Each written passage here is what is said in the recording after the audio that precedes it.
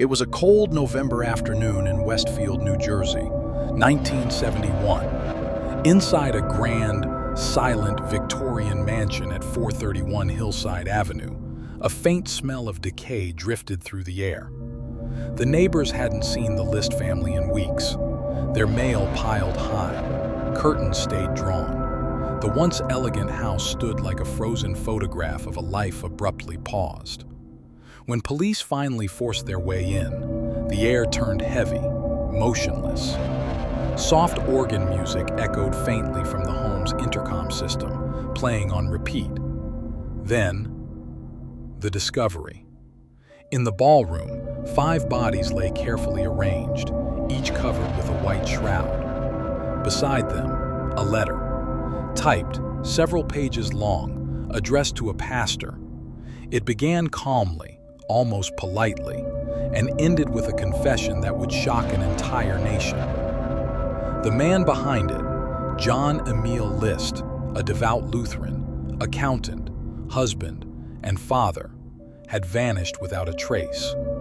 That letter was not only his confession, it was his attempt to justify the unjustifiable, and it would take 18 years before the world would finally find the man who wrote it. Before that November day in 1971, the List family appeared almost perfect, the kind of American family that belonged in a church newsletter rather than a crime report. Their home, a 19-room mansion called Breeze Knoll, sat in an affluent neighborhood of Westfield, New Jersey, a place where lawns were trimmed and reputations were sacred. John Emil List was, by all accounts, a man who valued order. Born in Bay City, Michigan, in 1925, he grew up under the stern gaze of a father who believed discipline and faith were the pillars of a righteous life. Religion was not merely a belief in the List household. It was law. John followed that path obediently. He served in World War II as an Army accountant, later earning degrees in business administration and accounting. To his church community, he embodied virtue, well-dressed, punctual, and deeply religious. In 1951, he married Helen Morris Taylor, a widow he met through church circles. Helen's first husband had been killed in the war, leaving her with a young daughter. John, dutiful and reserved, took on the role of stepfather, then father, as the couple had 3 more children together: Patricia, John Jr., and Frederick. By the 1960s, the Lists looked like the picture of suburban success. John worked as a vice president at a bank in Jersey City, while Helen managed the home. Their children attended private schools and Sunday church without fail. The family gathered for dinner each night, grace always said before anyone touched a plate. But beneath the surface, cracks were forming, small at first, then devastatingly deep. Helen, once social and vibrant, began drinking heavily. Years earlier, she had contracted syphilis from her late husband, a condition that left her physically frail and mentally unstable. The disease's late-stage symptoms began to erode her confidence and sanity. She withdrew from neighbors and became increasingly paranoid. For John, whose life revolved around image and control, Helen's deterioration was more than personal tragedy. It was humiliation. She stopped attending church, spoke bluntly to guests, and occasionally slurred her words in public. The perfect family image he had worked so hard to maintain was... At church, John's calm demeanor remained intact. He volunteered, attended services, and spoke about the importance of faith in difficult times. But inside, his thoughts were darkening. He became obsessed with morality, with sin, and with what he perceived as divine punishment. In his mind, he was not simply a man losing control. He was a man being tested by God. Helen's erratic behavior, his daughter Patricia's growing interest in theater, and his son's secular attitudes all fueled his conviction that his family was slipping away from spiritual salvation. And so, John List began to rationalize something unthinkable. If he could not restore his family's purity in life, Perhaps he could save their souls in death. It was a quiet, chilling logic, born not from rage but from a cold sense of duty. Soon, he would plan their murders with the same precision he once applied to his accounting ledgers. And the letter he would leave behind, addressed to his pastor, would attempt to explain why. By the autumn of 1971, the atmosphere inside Breeze Knoll had become suffocating. The once lively home, filled with piano lessons, school chatter, and Sunday lunches, now echoed with tension and silence. John List, ever composed on the surface, had reached a breaking point beneath it. He spent nights pacing through the darkened halls, praying quietly in the study. To anyone who knew him, he was still the polite, church-going accountant. But in those sleepless hours, he had already begun to construct a blueprint for murder, methodical, calculated, and disturbingly calm. He believed his family was straying from God. His teenage daughter, Patricia, had confided in friends that she believed the house was haunted. She had also spoken of wanting to pursue acting, a career John considered sinful and vain. His oldest son, John Jr., was showing signs of independence, playing sports and questioning his father's rigid faith. Helen's illness had made her unstable, and his mother, Alma, a deeply religious woman in her 80s, had moved into an upstairs apartment, relying heavily on her son. To John, it all felt like moral decay, a family drifting from the spiritual path he had tried to uphold. His faith became distorted, reshaped into something colder and absolute. He convinced himself that if his family died as Christians, their souls would go to heaven, whereas if they lived and continued sinning, they might be lost forever. He wrote lists of bills, plans, and notes to his employer, all part of the illusion that life at Breeze Knoll remained normal. But in his private study, behind locked doors, he drafted something else, a letter addressed to his pastor, Reverend Eugene Raywinkle. It would later become one of the most infamous confessions in American criminal history. In that letter, he would justify his decision as an act of mercy, the ultimate act of control disguised as faith. John's preparation was chillingly organized. He stopped milk, newspaper, and mail deliveries. He informed the children's schools that the family would be away on a long vacation to North Carolina to care for an ailing relative. He even canceled most of their social engagements. The neighbors noticed the family's sudden withdrawal but thought little of it. He attended church with his family one last time. He led prayers at dinner. He even smiled when his children laughed. But every gesture was hollow, the calm before a meticulously planned storm. What makes the John List case uniquely chilling is not only the crime itself, but the absence of visible emotion behind it. He wasn't impulsive, enraged, or intoxicated. He was deliberate, almost eerily logical. The List family's final days unfolded in routine. Breakfast at 7, the children off to school, Helen resting upstairs, and John sitting quietly at the dining table, appearing thoughtful but detached. No one suspected that their lives were hours away from ending. For John, it wasn't murder.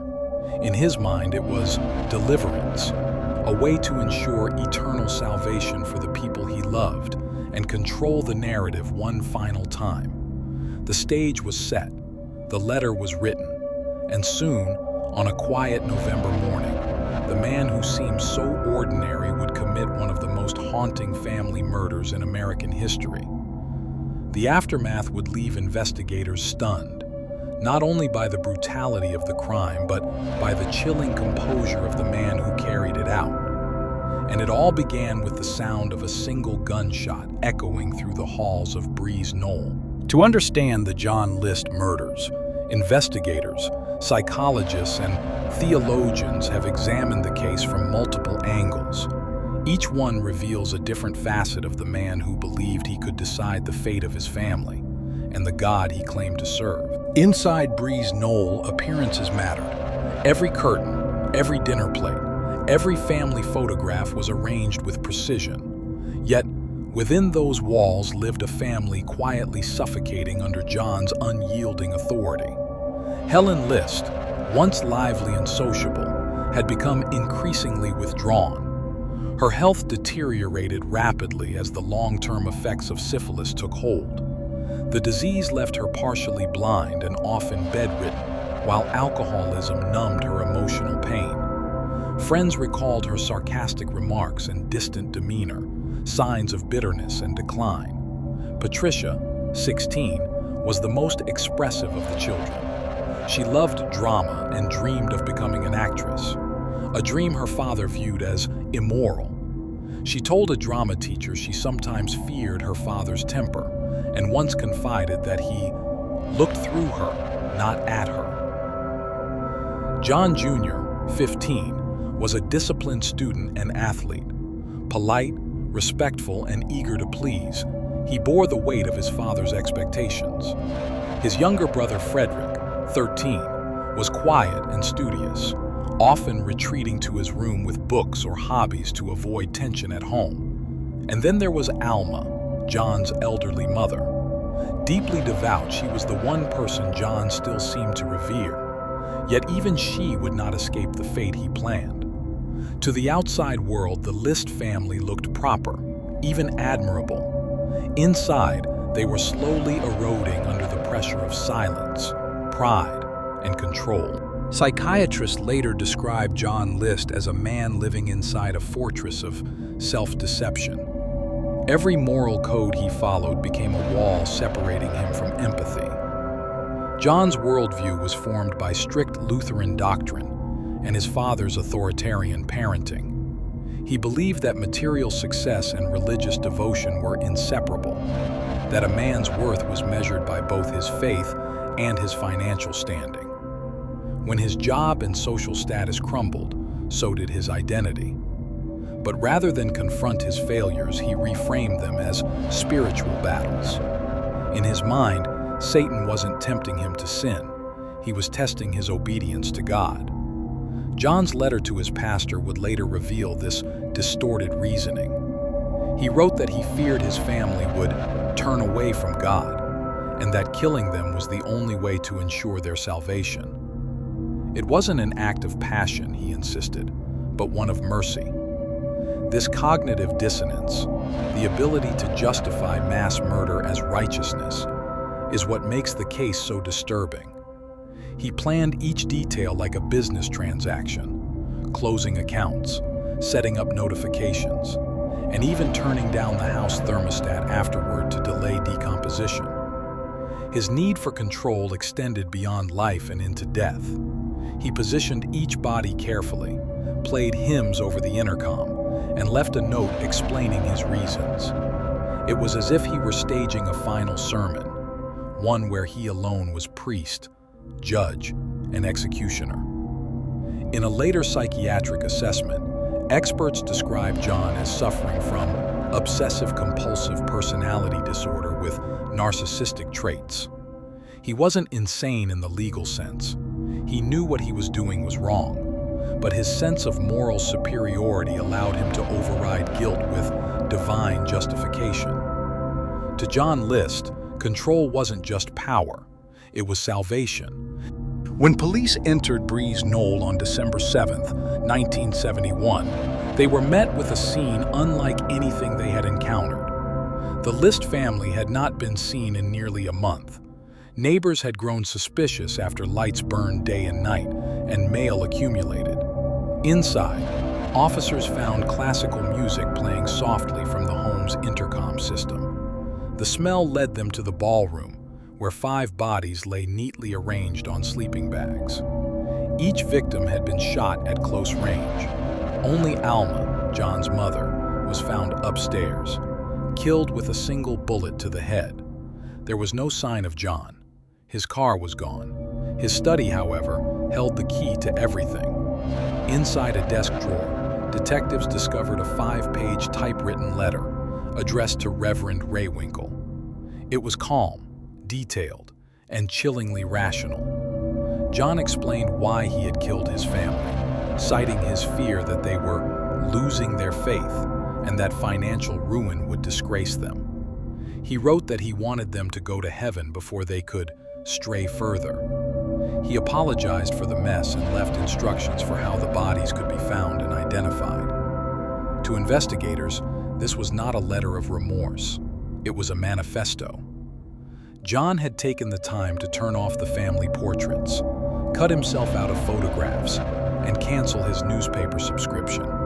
He'd planned every step to erase his existence. By the time police arrived, he had vanished completely. The mansion remained undisturbed for weeks. Food rotted on the counters. The smell grew unbearable. The organ music played endlessly. When the details reached the press, the nation was horrified. A quiet religious man had murdered his entire family and disappeared into thin air, leaving behind a letter that read like a sermon from hell. The investigation into the List murders revealed not a moment of chaos, but an almost mechanical sequence of death. Every act followed a calculated timeline, as if each movement had been rehearsed in John's mind long before it was carried out. Through forensic analysis, detectives pieced together the order of the killings.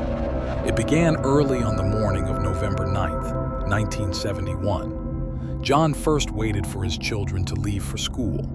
Then, in the kitchen, he approached his wife, Helen, from behind and shot her once in the jaw with his 9mm Steyr pistol. She died instantly. He then climbed the narrow staircase to the attic apartment where his mother, Alma, lived. She was sitting at her breakfast table when John entered. Before she could even react, he fired a single shot into her head. He then dragged Helen's body to the ballroom, carefully covering her with a towel. His mother's body was too heavy to move, so he left her upstairs.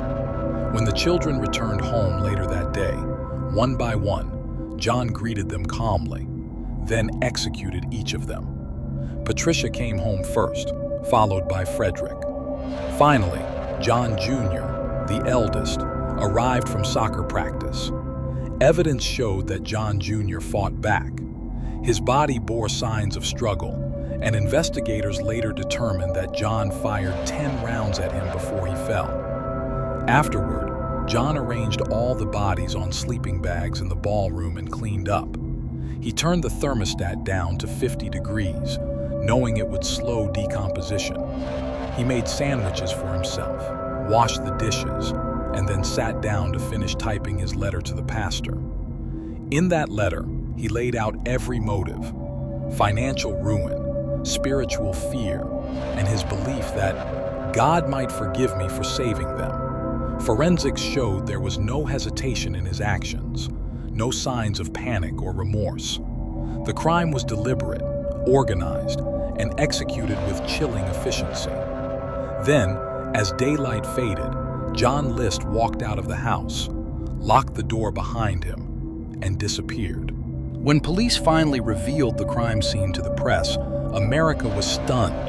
The story dominated headlines through late 1971 and into 1972. Newspapers described it as the family that vanished and the perfect father who killed. For the community of Westfield, a place defined by respectability and church-going order, it was a wound that would not heal. The mansion at Breeze Knoll stood empty for months, attracting curiosity seekers and journalists. Reporters described furniture left exactly in place, food spoiled in the kitchen, and hymn music still echoing through the halls. What gripped the public most was not only the brutality of the crime, but the methodical coldness of it. John List had planned every detail, evaded capture, and vanished without trace. No fingerprints led to his trail.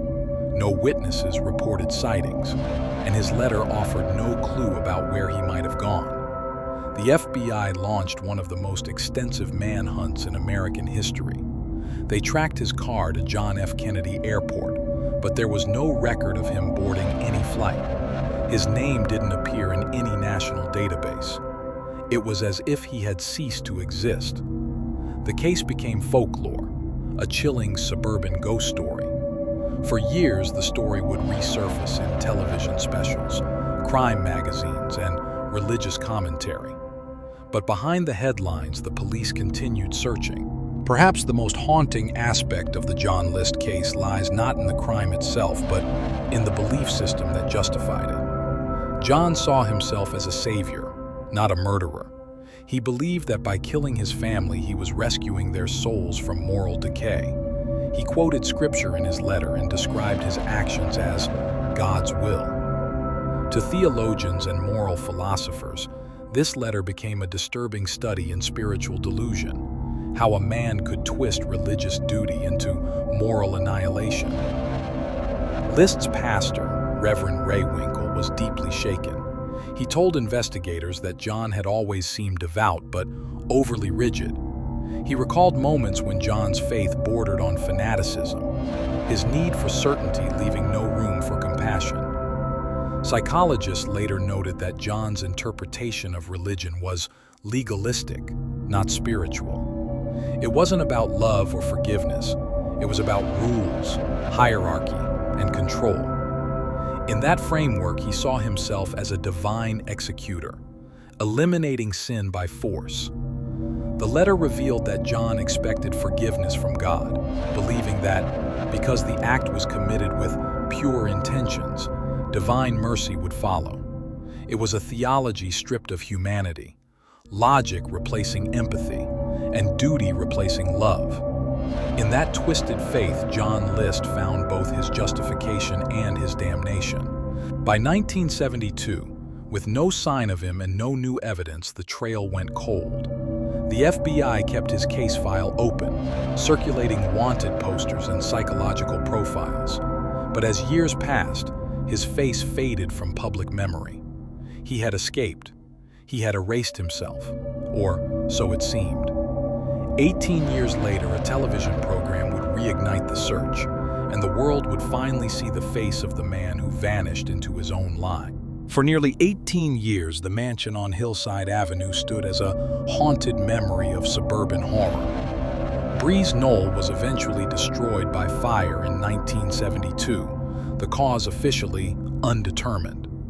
To the people of Westfield, it was almost symbolic, the physical erasure of a nightmare. But to investigators, one question burned hotter than the flames. Where was John List? The trail had gone cold almost immediately after the murders. His car was found abandoned at the John F. Kennedy Airport, but passenger manifests showed no trace of his name.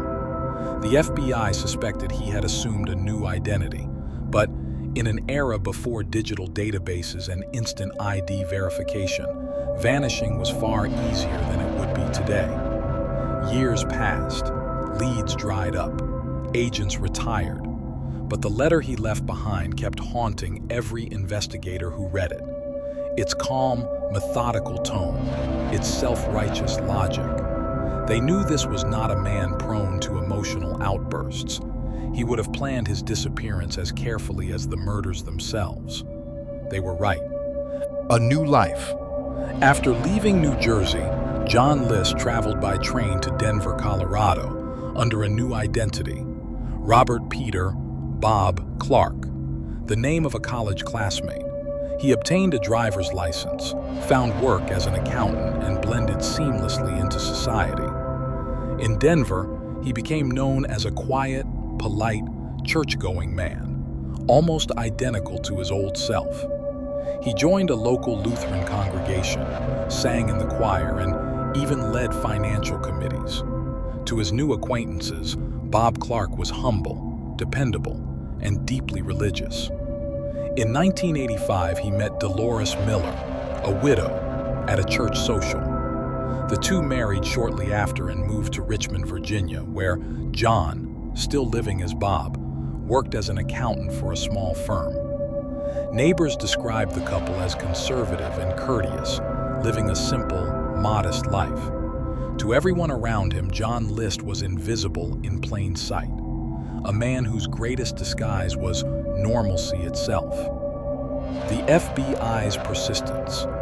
Back in New Jersey, the case file remained open. The FBI's Behavioral Science Unit, founded in the late 1970s, began to re-examine cold cases that might be solved through psychological profiling. The List case stood out. Agents studied his habits, the methodical behavior, his need for structure, his deep attachment to church life. They concluded that if List was alive, he would almost certainly have rebuilt his old life under a new name, with the same moral routines, the same kind of community, and the same pattern of control. But it wasn't until 1989 that technology and television would finally bring him out of hiding. The breakthrough, America's Most Wanted. On May 21st, 1989, the case was featured on America's Most Wanted, the new television program hosted by John Walsh. The show recreated the events at Breeze Knoll in vivid, cinematic detail. The letter, the bodies, and the haunting mystery of John List's disappearance. Forensic artist Frank Bender, known for his uncanny reconstructions, was asked to create an age-progressed clay bust of what John List might look like after 18 years on the run. Bender studied old photographs. Robert Clark was John List. When agents informed him that he was under arrest for the murders of his family, he simply nodded and asked for a lawyer. There were no tears, no protests, no pleas of innocence. Only the same calm demeanor that had defined him all his life. At the police station, one agent asked what had driven him to do it. John replied quietly, "I wanted to save them." It was the same line that had echoed through his letter 18 years earlier, and it still carried the same chilling conviction. The man who had disappeared into ordinary life was finally unmasked. But what would follow, the trial, the public reaction, and John's own explanation, would expose the depths of a mind so methodical, so convinced of its own righteousness, that even justice itself seemed inadequate. The news of John List's arrest spread across the United States like wildfire. For many, it was as though a ghost from the 1970s had returned. A man who had murdered his family, vanished into thin air, and somehow built an entirely new life under everyone's nose. Television crews swarmed the quiet Richmond neighborhood where he had lived for years. Neighbors stood in disbelief, watching as the mild, soft-spoken accountant they had known as Bob Clark was led away in handcuffs. "He couldn't have done something like that," one woman said. "He was so polite, so proper, so normal." That was precisely the point. John List's greatest disguise had always been normalcy, the interrogation. When questioned by investigators, List remained composed. His voice never wavered. He confessed readily, but without emotion, as though describing an unpleasant duty he had long since accepted. He explained that by 1971, he had been under immense financial strain. He had lost his job at the bank and unemployment benefits had run out. His mother's savings were nearly gone, and the family's mansion, Breeze Knoll, was a shell of its former glory. But what haunted him most, he said, was spiritual failure. He believed his family had drifted from God. His daughter, Patricia, had begun talking about becoming an actress, a profession he saw as sinful. His wife, Helen, had stopped attending church and was drinking heavily. His sons were becoming annoyed, too worldly. In his twisted logic, death seemed like salvation. "I thought that killing them," he told investigators, "would ensure they went to heaven before they strayed too far." He said he had considered suicide, but believed that would condemn his own soul to hell. So instead, he would stay behind to make things right. To him, the murders were not acts of rage. They were acts of control. Calculated, cold, justified. The trial begins. John List was extradited to New Jersey, where he was charged with 5 counts of first-degree murder. His trial began in 1989, nearly 2 decades after the killings. The courtroom was packed with journalists, curious locals, and even surviving relatives who had long assumed They played audio recordings of his confession. They read the letter he had left for his pastor, line by line, allowing the jury to feel the clinical detachment of his words. I wasn't earning enough money to support them properly, and I didn't want them to live on welfare. I knew it would be better for them to go to heaven now than face the ruin of their lives. The jury sat in stunned silence. Here was a man who not only planned each killing, but also cut himself out of his family photographs, mailed financial paperwork before fleeing, and even turned down the thermostat to slow the decomposition of the bodies, all while believing it was the moral thing to do. The verdict. On April 12, 1990, after 9 hours of deliberation, the jury returned a verdict, guilty on all counts. When the judge asked if he had anything to say before sentencing, John List stood and calmly declared, "I wish none of this had happened. I've prayed for forgiveness and I know God has forgiven me. I hope someday you will too." The courtroom fell silent. Some wept. Others shook their heads in disbelief. He was sentenced to 5 consecutive life terms, the maximum penalty in New Jersey at the time. As he was led away, reporters shouted questions. "Do you feel remorse? Why didn't you just leave?" He didn't answer. He never did. Aftermath and reflection. John List spent the rest of his life in prison, living quietly, reading the Bible and occasionally granting interviews. In one televised conversation, when asked if he regretted killing his family, he replied, "I feel remorse for what I did, but I still believe it was the best thing under the circumstances." It was that phrase, "under the circumstances," that chilled audiences. Even after decades, List still framed his actions as logical. He died in prison in 2008, at the age of 82, without ever expressing genuine repentance. The legacy of Breeze Knoll. The mansion where the murders took place was never rebuilt. The property remained vacant for years, overgrown and silent, a scar on the town of Westfield. Locals would say that sometimes, late at night, faint piano notes could be heard from where the ballroom once stood. Whether that was imagination or something else, no one knows. But one thing is certain. John List's story remains one of the most chilling examples of how evil can wear the mask of righteousness, and how logic, when divorced from empathy, can justify the unthinkable. He wasn't a monster hiding in shadows. He was a man sitting in the front pew, singing hymns, smiling politely. And that's what makes him unforgettable.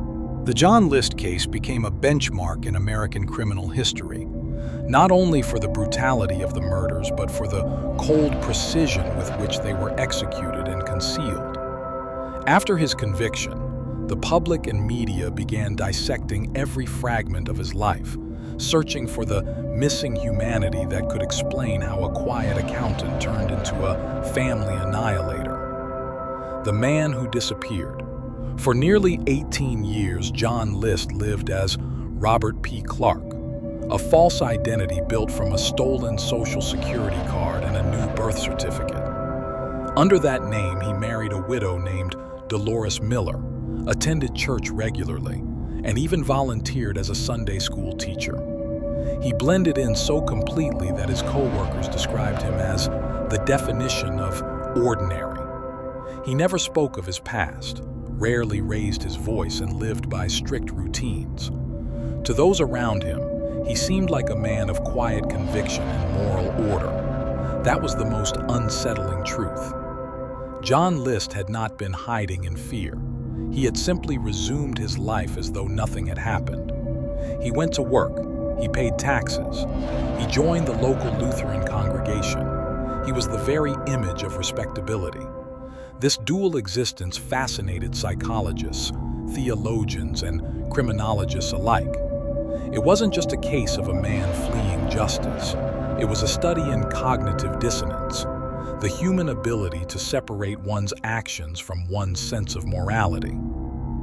A nation captivated. When the story aired on America's Most Wanted in 1989, it gripped the country. Viewers couldn't comprehend how a man could slaughter his family, write a polite confession, and then disappear into everyday society for nearly 2 decades. The show's producers later said that John List's case was the perfect storm of horror and intrigue. A deeply religious father, a mansion filled with corpses, a letter of divine justification, a man who vanished without a trace. The America's Most Wanted episode drew one of the largest audiences in the show's history and ultimately led to his capture.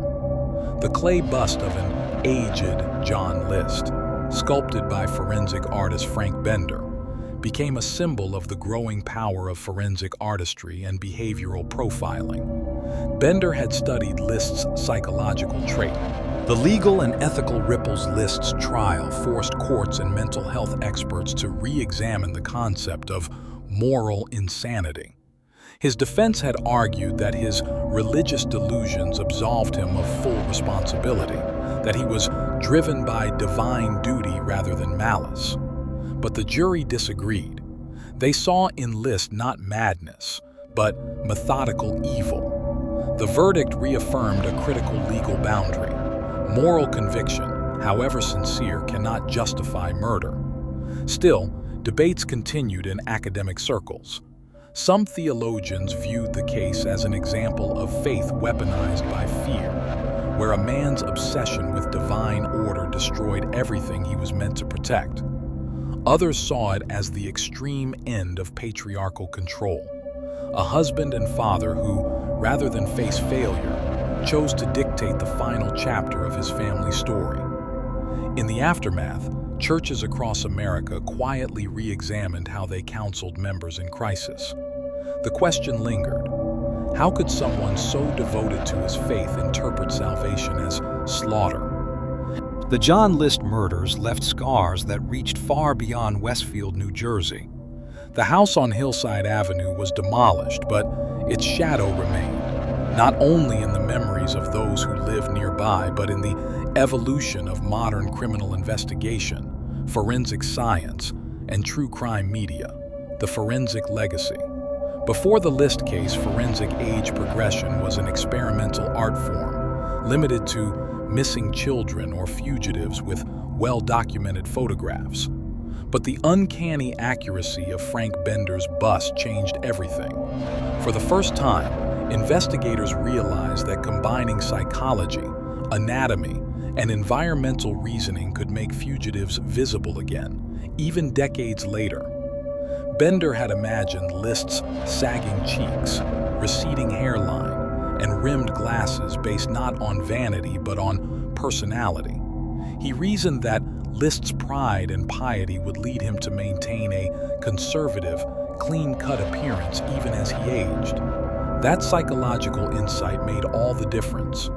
After List's arrest, law enforcement agencies across the U.S. began training forensic artists to integrate behavioral profiling into their reconstructions. It marked the beginning of a forensic renaissance, where science could now outthink disappearance itself. The cultural echo. The story of John List became a haunting blueprint for the archetype of the family annihilator, a term now used by criminologists to describe individuals, usually male, who murder their families out of perceived duty, despair, or loss of control. He wasn't the first to commit such an atrocity, but his reasoning, calm, articulate, rooted in religious morality, set him apart. It wasn't a fit of rage, it was calculation cloaked in faith. Television networks, filmmakers, and journalists found themselves walking an ethical tightrope. How do you tell the story of a man like John List without glorifying him? Shows like Unsolved Mysteries and America's Most Wanted ignited a new era of true crime storytelling. They brought forensic science into living rooms, inspired public awareness, and helped solve countless cases. But they also raised questions. Was the retelling of such horrors serving justice or simply feeding fascination? When The Stepfather, a 1987 thriller loosely inspired by the List murders, impact on community and faith in Westfield, the List murders remain a ghost story told with lowered voices. The town, affluent, serene, and proud, struggled for years to separate its identity from the infamy of that mansion. For many residents, the crime forced a confrontation with uncomfortable truths. That evil doesn't always arrive in chaos. Sometimes it wears a suit. Sometimes it sits beside you in church. Religious leaders across the U.S. also reflected deeply on List's letter, particularly his chilling belief that God would understand his actions. It prompted theological debates on the misuse of faith and the human tendency to justify cruelty under divine reasoning. His case became a cautionary tale in seminaries and pastoral counseling, a reminder of how spiritual isolation and unaddressed guilt can twist devotion into delusion. A legacy of questions. By the time John List died in 2008, the world had changed, yet his story still resonated. Criminal profilers study him as a textbook case in narcissistic moral rationalization. Psychologists cite him when exploring how perfectionism and religious rigidity can mask deep emotional fractures. And criminologists still revisit his case when teaching how long-term fugitives maintain double lives. What remains most haunting is not just what he did, but how ordinary it all seemed. He wasn't driven by drugs, rage, or greed. He was driven by belief, and that belief turned into one of the coldest acts of calculated murder in American history. The letter he left behind, still archived in evidence, ends without apology, only with a plea for understanding. Please remember me in your prayers. The story of John Emile List endures, not because of its violence, but because of what it reveals about the human capacity for self-deception. He wasn't a drifter, a career criminal, or a man visibly spiraling toward madness. He was the archetype of stability, educated, polite, devout, and yet, within that carefully controlled order, something corrosive took root. A conviction that his judgment outweighed compassion. List believed he was acting out of duty, rescuing his family from moral decay, restoring them to divine grace. But behind that logic was an unbearable truth. He couldn't face his own failure. Rather than live with imperfection, he chose to erase it. His letter, calm, structured, and disturbingly rational, remains one of the most chilling confessions ever written. It's not the work of a man out of control. It's the work of a man who believed he was in control. That's why this case continues to haunt criminologists, theologians, and storytellers alike. It exposes the perilous intersection of faith, pride, and fear, where righteousness becomes weaponized and morality bends under pressure. John List's murders force us to confront an uncomfortable question. What happens when a person believes so deeply in their own moral code that empathy becomes irrelevant? For some, his story is a warning about the dangers of fanaticism. For others, it's a lesson about the quiet fragility of the human mind, how guilt, isolation, and belief can conspire to destroy what we love most. And for everyone who hears it, the message remains the same. Evil rarely announces itself. It doesn't always shout or rage. Sometimes it, through the voice of a man who looks you in the eye, smiles and says he's doing what's right. That's the tragedy of John List, a man who saw salvation and delivered death, a father who mistook control for love, and a believer who turned his faith into a final, irreversible sin.